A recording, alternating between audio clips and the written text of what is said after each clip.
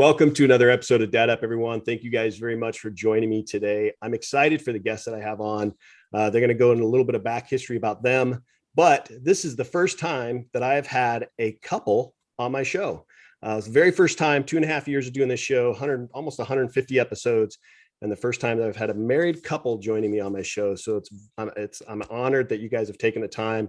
Paul and Susan Kadilak, thank you guys very much for joining me today.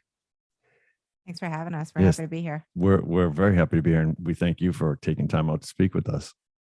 Awesome. For my listeners who may not know who you are, let's go into a little bit of back history about you guys, maybe how you guys met, how you guys got into the business that you're in now. I know you guys got a television show and all that. So let's go into all that. And then also, this is a podcast about parents and kids. So I want to hear about your family as well. Awesome. Yeah. So where do you want to start, Paul? Oh, geez. I mean, I'll let you take the wheel. All right. So I guess I'll start so we are in the home renovation and building industry. We do home renovations for clients. We do custom builds for clients. We also purchase properties and invest and build them and resell them. And we also have a real estate company, and Paul's a firefighter. That sounds like a lot of things. And we have 4 kids. So I have been in the construction industry basically my whole life. My dad was a builder. My grandfather was a builder. So it's kind of in the family. So that's kind of how I got started. And then when I met Paul, he was doing sales, and he was waiting to get on the fire department. And Which took me a while. They offer a test every other year, and you have to take the test every time to keep on the list. So I think I took the test about 6 times or so. It took me about 12 years to get on. I was fortunate that I got on, and it's a job I always wanted since I was younger. And then, when I met Susan, she kind of brought me into the building because that was her love. And then shortly thereafter, it also became one of my loves as well. So, we've been doing the building and renovation and, basically everything with a home, for the last 15 years. And then that led us down our social media path to the television show and the app. So it's kind of, you never know what twists and turns, things will take for you. so we met initially through a mutual friend. So she had kind of set up us meeting. Yeah, I think at the time I'd previously been married. I was single for a while. Wasn't looking to get married or anything. And I think Susan was in a similar situation. I had a daughter very young. I was 22 when I had my daughter. Susan also had a daughter, young as well. So I think, you have to grow up quickly when you have your first child. You always feel like you're ready. But at 22, I was like, I can't even take care of myself. I got to take care of my daughter. Oh my gosh, what am I going to do?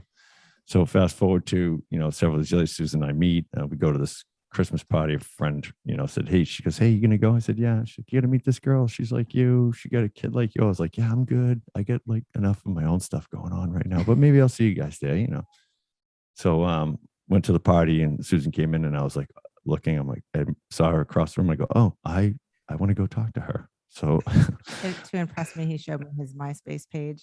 This is 2000. I was on no social media. I was like, I don't even know what this is. That's right. I mean, it worked.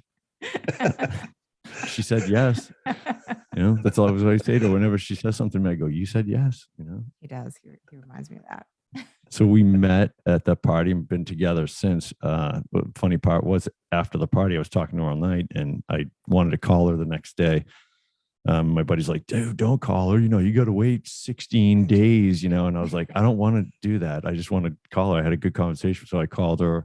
I was over her house the next night having chicken parm with her, and we've been together since. But the funny part was, that night that I met her having dinner, I saw a dump truck in her driveway, and I was like, whose dump truck is that? And she's like, it's mine. And I was like, oh, that's interesting. I don't meet many girls that have a dump truck. Every girl should have a dump truck. So, we've been together since. And like Susan was saying earlier, I was doing sales. She was in the real estate and getting into construction. And, once I got on the department a couple of years later, I thought I was going to learn how to golf, or, some awesome dad skill, which I'm still trying to learn. I haven't learned anything. He even went out and bought the golf clubs. And I was like, wait a minute, you're doing 24-hour shifts. You have 5 days off 5 days off. And I was like, I don't know that golf is going to work out. I think you need to come to the construction business. I was actually so confident that I was going to learn golf, and I still have not learned golf, that I had 2 sets of clubs. Wow. Used either one of them. They're buried in our basement somewhere. Yeah.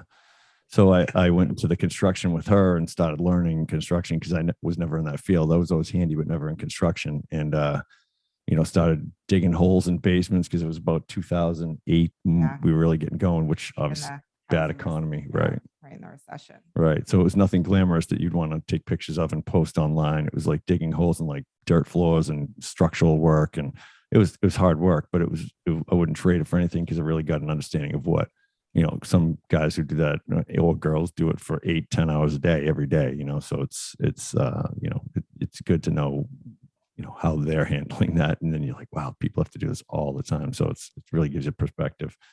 So we were doing that for a couple of years while the economy wasn't, the way it is now, I guess. And then, we just kept kind of trying to grow from there, I guess. Right. And the design build, just stuff we always kind of stayed in our lane and we never kind of focused on what this person was doing was that. We just kind of focused on the work, because I think both of us believe if you focus on the work, the money will come, and it doesn't feel like work when you really love what you do. Mm-hmm. And then with that mix, we had met, we each had a daughter, and they happened to only be a year apart. They were 6 and 5 at the time. And then, we were kind of in the clear. A few years later, we're still together, and like, should we have kids? We're kind of in the clear, because they were like, the girls were like maybe 12 and 11 at the time. You're right, 10 and 11. 10 and 11, that's right. And so we're like, weighing it out, then it would be nice to have. So when we had our oldest son, who's now 11, Ethan, and then, I was like, okay, we're done. I was going to go get fixed. And then she's like, you don't go. I'm like, what are you talking about? She's like, he's going to be alone. He's going to have such an age gap since the girls. And I was like, we're all going to die, and he's going to be all by himself. So she convinced me to have another one. And then we had our second son, Colton, who's now 9. So we have, and they're like best friends. So we have four kids in total. So, that keeps you busy as well, as any parent knows. How old are your kids now? So the girls they were 5 and 6 when we met, and now they are 21 and 22. Oh, cool. And the boys are 11 and 9. All right. And what are the girls up to right now? Like college? So one's in college in nursing school, and one is just working, trying to, figure out life. And the boys are still in school and super interested in our older son is super interested in business, which is really funny because he's always, interested in the business and what we're doing, and, always trying to get involved. So it's funny how they mimic things that you do. Watching you do it, they'll our younger son, who's 9, made a YouTube short, and it has 300,000 views. He put it up a couple weeks ago. Yeah, that's what we said. Like, what? All right. And then he sees me post something. He's like, Mom, what are you doing? You're using too many hashtags. You're like spamming it with hashtags. He's like, what are you doing? I'm like, here, take my phone. Wild. You do it. Yeah. We're like, what? How many views? We're like, it's just him opening up a SpongeBob popsicle chain, trying to find the perfect SpongeBob popsicle. Next thing you know, he's like, he put up a couple of weeks ago, and we're looking at it's like 305,000 views. We're like, do you want to be hired? You're hired. Right. Yeah. Yeah. It's just wild that they can even like fathom that and put that together. So you see that we like even heard them last night, like making videos, in their room together and stuff, like cutting them and putting them together with, some apps and things. And so it's, it's wild how they pick up what you do and like start mimicking you. That's great. I've been doing this show for 2.5 years, and I don't think I have 300,000 views yet on an episode. So clearly we don't have anything like that either. So if you need a 9-year-old social media consultant, I can connect you. That's awesome. That's really cool. Now, are they into home building, construction, all that kind of stuff? I know, for me, I have 2 boys, and they are 23 and 20.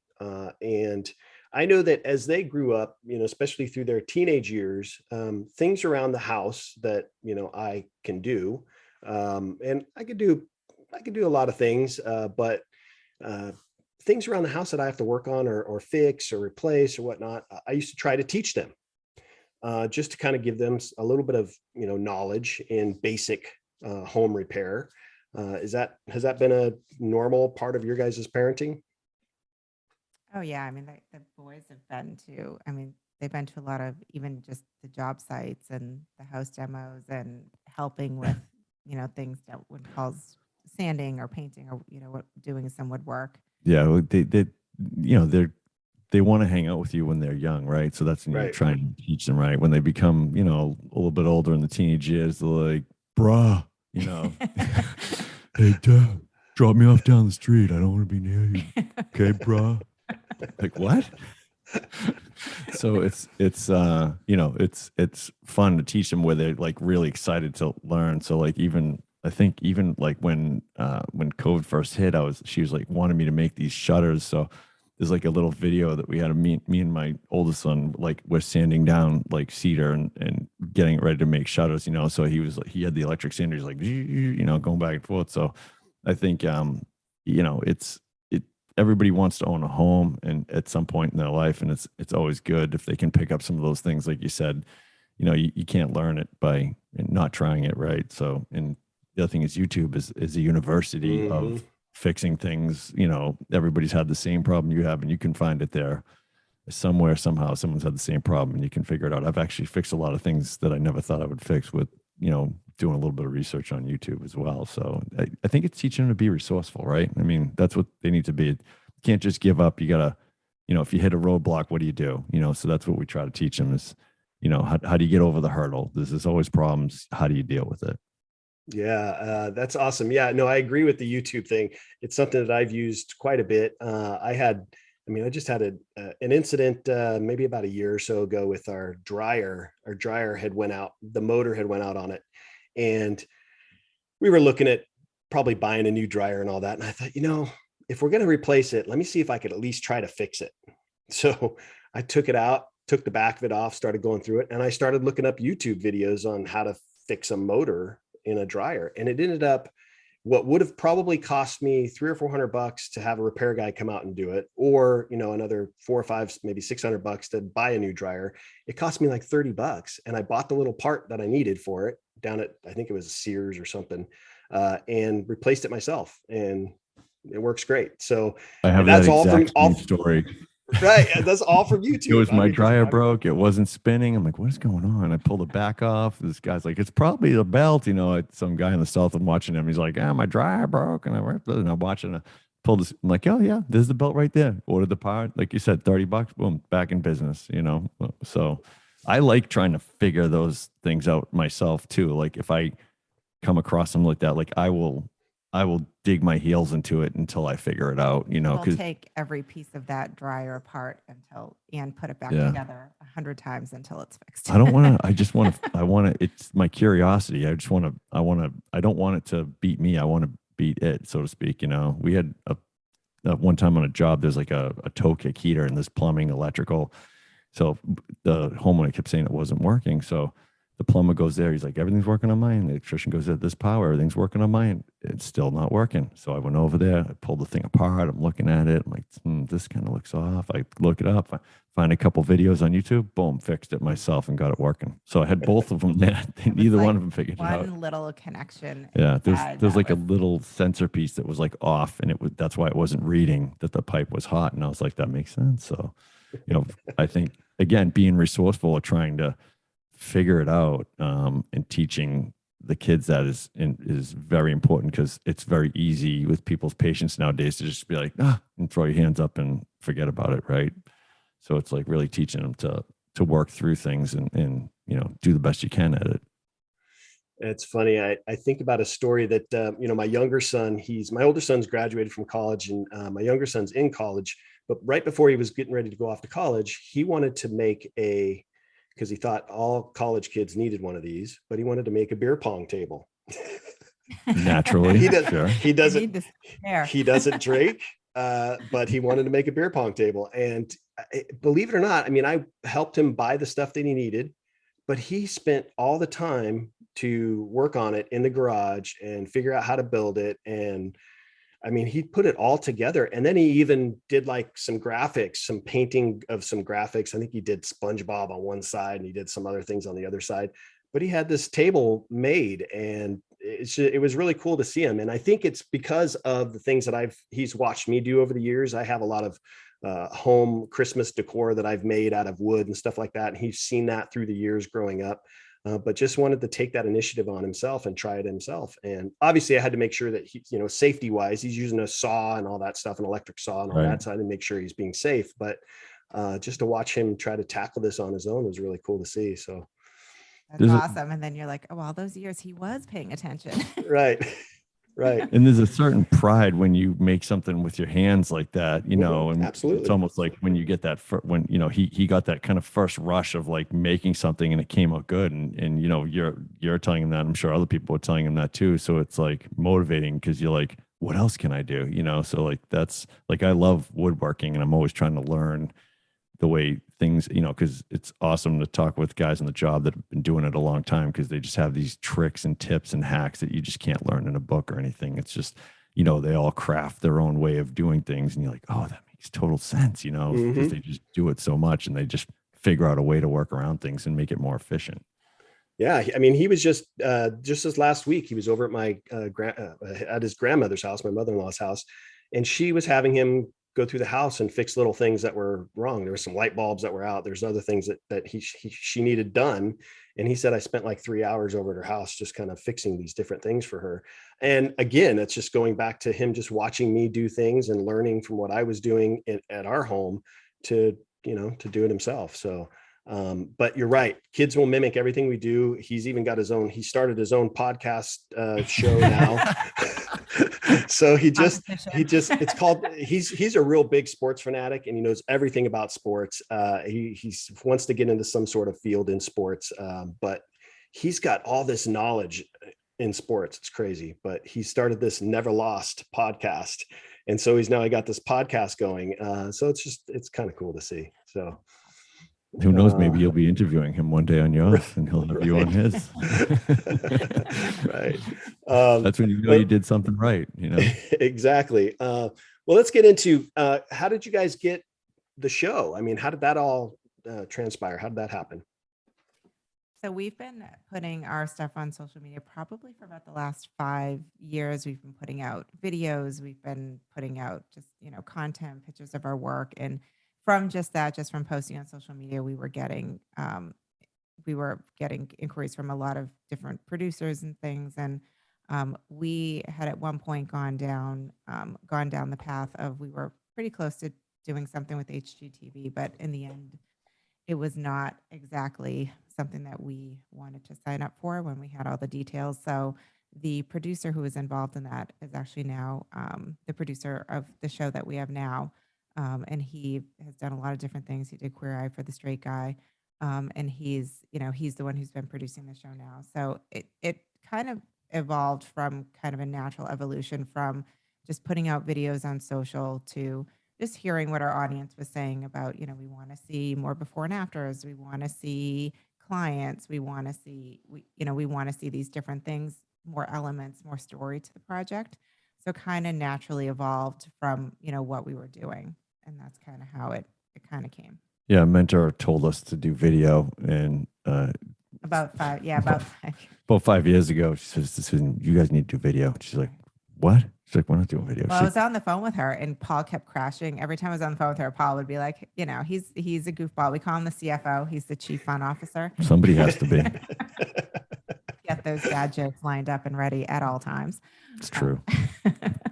So she's like, you need to do something with him. You should probably put him on video. She's like, you need to go do that. So yeah, I think Paul keeps it fun. It's a stressful process to renovate, buy a house. Anything with a home is stressful, because it's very important to people.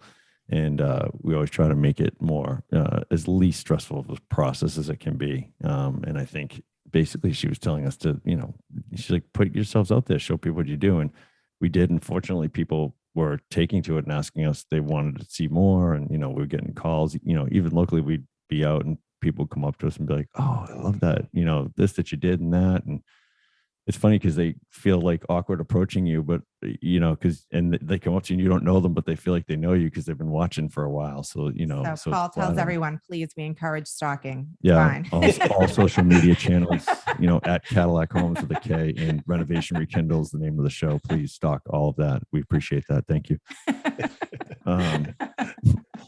But it's I think from the firefighting side of it, like, see a lot of people in bad situations. So it's one way we deal with things is our own humor. And it's humbling to see that people in their worst time, and you're like, wow, things aren't as bad as they seem. So there's people going through a lot worse that still have an unbelievable attitude, and it's try to replicate something like that, I think, is important. And fortunately, people took the videos and it just kind of snowballed into something we never even thought, because initially they were going to be just for real estate. So she's like, let's just do a couple of construction. We'll get our feet wet, see how it goes. And then the construction ones just took off, and it kind of led us down this path, with the show and everything. So it's a wild ride. Sure. Yeah. And it's been really, I mean, just, from a business perspective of putting the videos and putting everything out there, it's, that when the clients call us, like they know what they're getting. They know what our work looks like. They know that there's a high chance that there's going to be a video of Paul doing something weird at their house. Like they know. I'd say 100%. I wouldn't even say a high chance. I would I go all in on like that bet. They know that that's happening. That's what they're signing up for. So, so for us, it's, we put so much stuff out there that it's like when people call us, like they know when they see our stuff, do I like these people or do I not? And if they be like, I don't like them, they're annoying, they're not going to call us. And that's totally fine. Like the people who are calling us are more, they know what they're signing up for, I guess, because there's a lot of videos out there and a lot of different things. Like Paul, last week we were looking at countertops, and he, was being his weird self. And he's got, you call it weird. I call it amazing. It's potato. But I found a Bobcat Goldthwait mullet on Amazon with it's like a headband with a mullet behind it. It was $10. I'm like, I'm ordering this thing. the creepiest thing. I mean, it's amazing. I wore it to breakfast, I think, last week with my kids. Like, people in the restaurant looking at me, just like, what's wrong with you? He won't stop. So yeah, I mean, the things that land on my porch from the things that he orders online, it's just, if there's an Amazon package with her name on it, that's fine. If it's with mine, you probably don't want to open it, because there's something fun in there. I do not open those. No, I think we got a giant stuffed French baguette the other day. That's right. And I have no idea what he's going to do with it. And my son tried to take it, and he was like, no, I need that. Not playing with my toys, son. You have your own. So you can only imagine when I go on Amazon what pops up as the recommended purchases of things that I might like. And I'm like, you got to have fun, renovating stressful, buying a house is stressful. It's all stressful. So it's going to be, when we tell people they're really getting frustrated, it's like, look, nobody's dying, everything can get fixed, then they kind of pump the brakes and kind of, get back to normal, so it's like, we'll get through it. It's a long process, and that's what's great about the videos. People really learn you and your processes, and, get comfortable. They want to know who they're hiring, who is behind the company, what do they stand for? What are they about? So I think Susan always wanted to build our reputation to be, we stand behind our work, and we've always tried to do that. And I think that's what pays off is, people want to know that something's broke, you're going to come back and fix it. Right. They want to know, people want to know who they're working with, especially if they buy something or, they're engaging with the business. They want to know who's behind the business. Who is that? Who's going to come to my door? Who's going to be in my house? Who am I dealing with? And Transparency. Yeah, totally. Yeah. People just want the truth. They're sick of the old sales tactics of the car salesman with the blue book and all that stuff. Like that stuff's so far gone now, because the information's so easy to get. So it's like, now people they just want to know the truth. They already know the answer. They just want to see if you're telling them the truth. Right. So that's really it. People, I respect that so much more. If I go to a restaurant and I'm like, hey, how's this dish? If they say to me, honestly, you might want to look at something else. I appreciate that. Then just tell me, oh no, it's great. And I have it and it's terrible. Like I appreciate the insight. That's why I want to know. So just be transparent, right?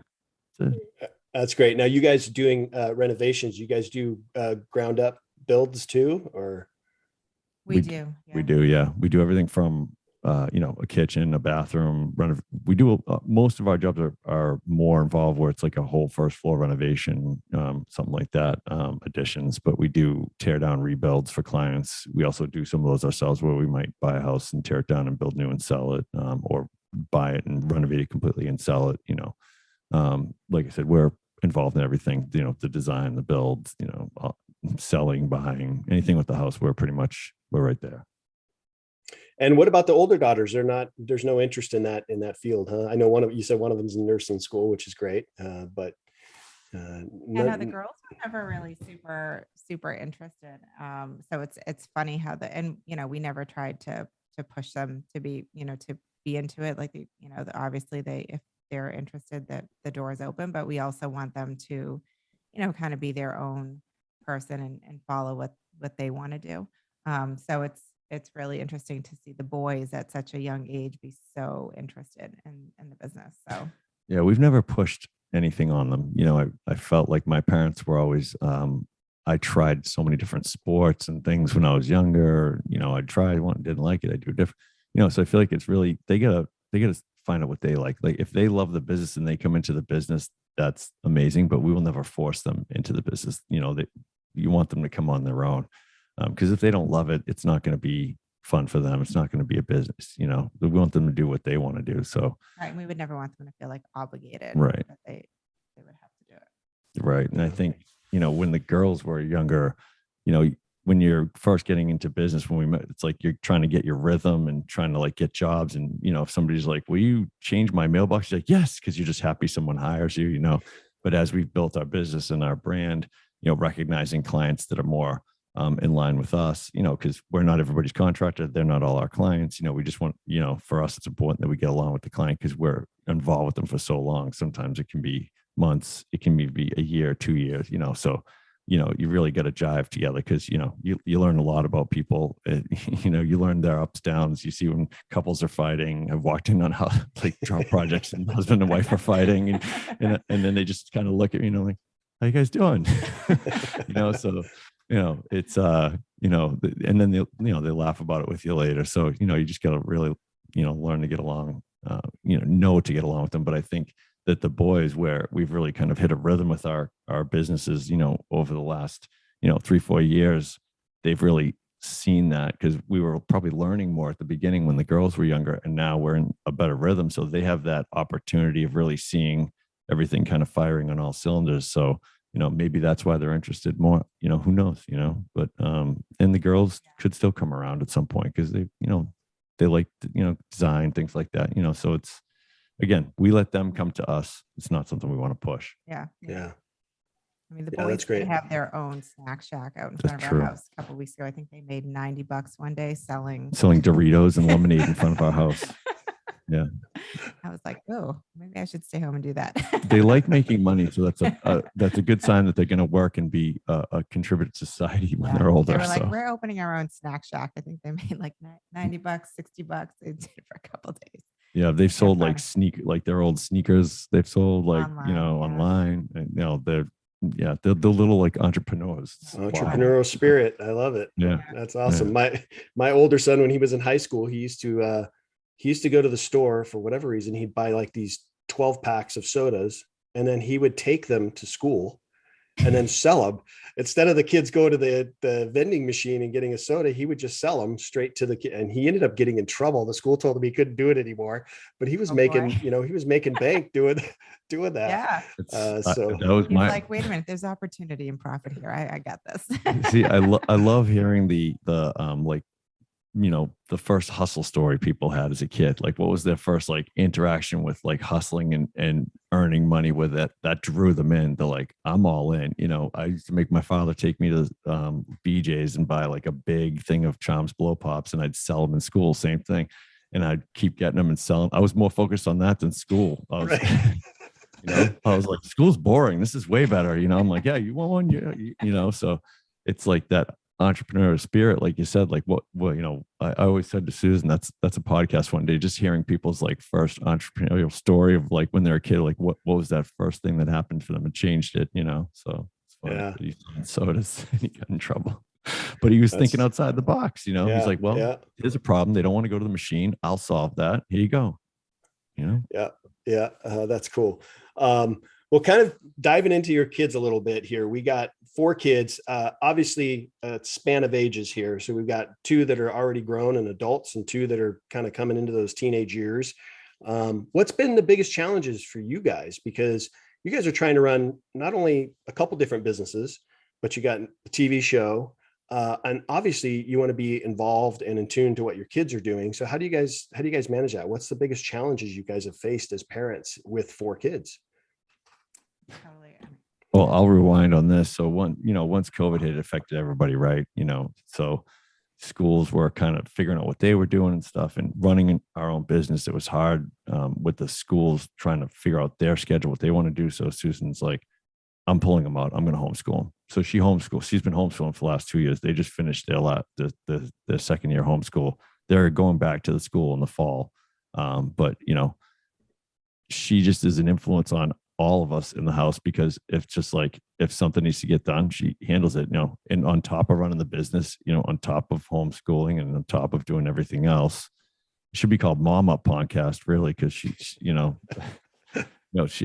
handles the brunt of the load, and it's like crazy to think how she was homeschooling, dealing with the real estate agents, the construction, designing, quoting, meeting the subcontractors, all those things. Then we got hockey and baseball and all that stuff in between. So it's like sometimes people are like, how do you do it? And I'm like, I don't think it's something you think about. You just do it. If you think about it, you get overwhelmed.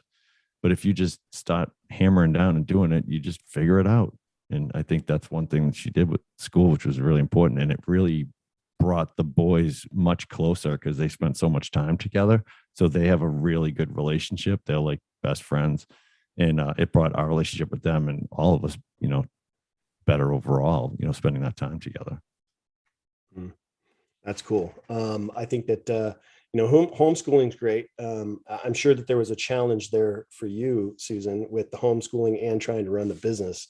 I mean, how much of scheduling was involved in that as well? I mean, you had to really figure that out through scheduling, making sure that you It was down to the minute. Like the boy, we had the schedule. I had the schedule with the boys. They knew, what days, and some of it happened on the weekends, just because with the business it was, during the week is a little bit crazy. So so we implemented Sunday. It was a homeschool day, and they had a weekday off, and it was really, it was, it's a lot. There's a lot of planning. I mean, luckily my sister, we had some help. So I was able to assign days. So I was doing some of it, and then we had some help, but I was still planning everything. So there was that piece. And for me, like planning, when you have so much going on, planning is the key. And then also prioritizing, because there are some days that 700 things need to get done and you cannot do 700 things. So it's like Mhm. looking at, okay, what are the most important things? What are the priorities for today?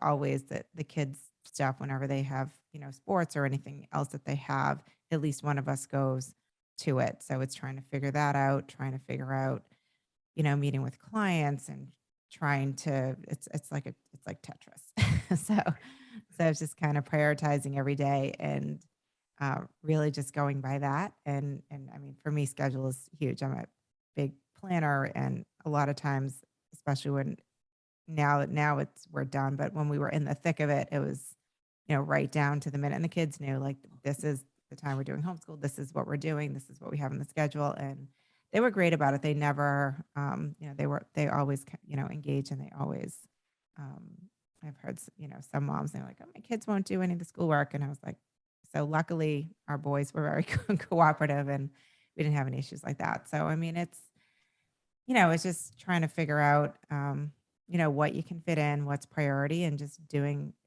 as much as you can, knowing that maybe you're not going to get everything done all the time. Mm, yeah. And I think that's important, like, prioritizing your stuff and making sure, I mean, everything else beyond that, if it gets pushed to the next day, it gets pushed to the next day. I think that's important to remember. Well, that's cool. What, with the show now, you guys are you finished up season 1. Are you into season 2 now? Or you're just getting ready to film?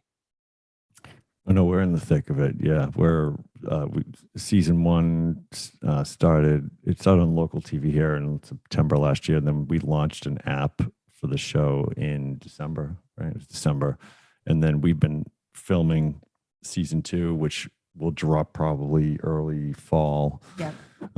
We have a few of them done. We're finishing up a few.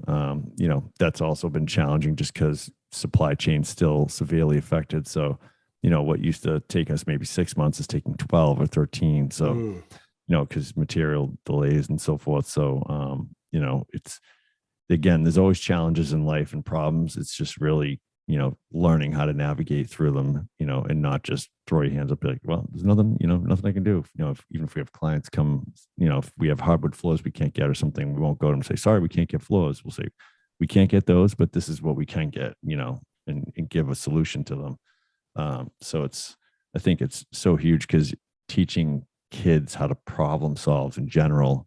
I remember being in school trying to do math problems and problem solve things. And I'm like, I hate this, but as you get into your adulthood, that is why you have a job. You need to solve some problem somebody has. Right. So, really teaching the kids that and teaching them to kind of fight through the pain and learn how to push through and figure it out is so essential, especially nowadays where, it's very easy to get distracted with just about anything. Your phone, a car driving by, a bird, who knows? Yeah, so season one's done. Season two will come out in the fall. And the app is the same name as the show, Renovation Rekindle. So the app can be downloaded anywhere. It's all free. Yeah, and it's pretty much on all app stores.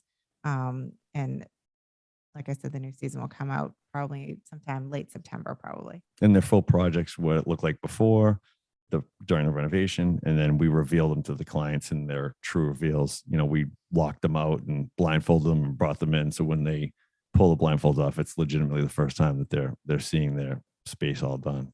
Paul was taping windows, changing people's locks. We had someone said, I can't get into my garage. And he's like, and you are not going to get into your garage until we're done. I mean, it's not often you get surprises like that as an adult. So it's, I think they appreciated me kind of teasing them about it. And then when they see it, they're like, they were blown away. So it was really cool to be in those moments with people as well. It feels like it's life-changing for them. So it's very cool. Now, what about this? I know this has had to have happened to you guys. You reveal a completed project to a client, and they are not happy. Have you had that happen? Oh, that's my worst nightmare. Luckily, we did not. I mean, knock on wood. Yeah, I know. You don't knock jinx on us. wood. No, I mean, this is the thing. Susan really listens to the clients. I think, she really pulls out of their head what, she really digs into what is it that they need. It's not just like, people call and they say, my kitchen's ugly. Like that's a default question. Like we already know that answer, but what else is it?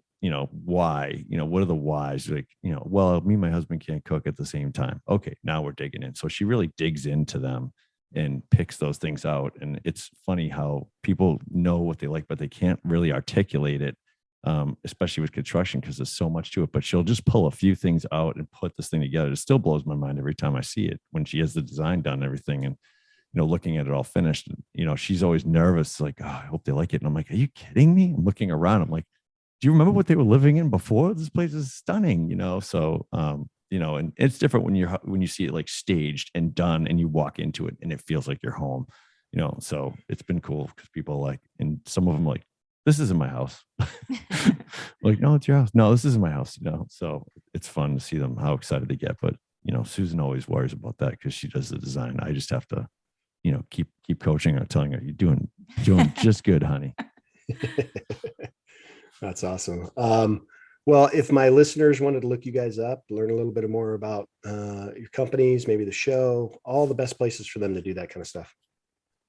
So online on all of our social channels, we're Kadilak Homes. Just make sure you spell it right. It's with a K. Yeah, it's in the background there on the little board. That's right. Oh, yeah, that's right. Yep, it's Kadilak with a K. And then the show is called Renovation Rekindle. You can download the app in any of the stores, Apple TV, Android, iOS, all that stuff. So that has the first season already on it. And then we'll be adding stuff on there for second season going forward. Awesome. Well, that's really cool. Well, listen, I appreciate you guys joining me on Dad Up, talking not only about your business, but also about your kids and the things that they're doing. I look forward to staying in touch with you guys. Absolutely. And you are the best coach ever. And you do rock. I like it. Thank you Yeah, so much. I've coached, sports since my boys were 4 all the way up through high school. I actually just retired from coaching a couple months ago. My younger son's now, he's a sophomore, now going to be a junior in college. I was still coaching at the high school level because I loved it so much. So, but it was time for me to kind of step aside. So I finally hung up the coaching whistle and just focusing on being home in the evenings. My wife's no longer what they call a coach's widow. So being home in the evenings is nice. So really dinner with you. Right. Exactly. Yeah, exactly. We just enjoyed, we just got back from a trip from the Carolinas. We were just in North Carolina a couple days ago. So anyways, awesome. Yeah, well, I appreciate you guys joining me. Look forward to staying in touch with you guys. And thank you guys again for joining me on Dad Up. Yeah, thanks for having us. Appreciate your time. Thank you so much. Thank you guys for joining me on another episode of Dad Up. Make sure you guys are checking out Kadilak Homes, Renovation Rekindle. Make sure you guys are subscribing to all their channels and downloading their material. Get the app. Make sure you guys are checking out what they're doing because they're doing remarkable things. They're a talented couple. And so make sure you guys are checking out what they're doing. And don't forget to subscribe to my show as well. You can find my links down below. But make sure you guys are subscribing to all my episodes. And I look forward to seeing you all on the next episode of Dad Up. Thanks so much for listening to the episode. Make sure you guys subscribe to my podcast and YouTube channel. And please do me a favor, leave a rating and a review. Would love to hear from you and see what you think of the show. Stay tuned for more exciting episodes each week. Until next time, thank you for listening to the Dad Up Podcast.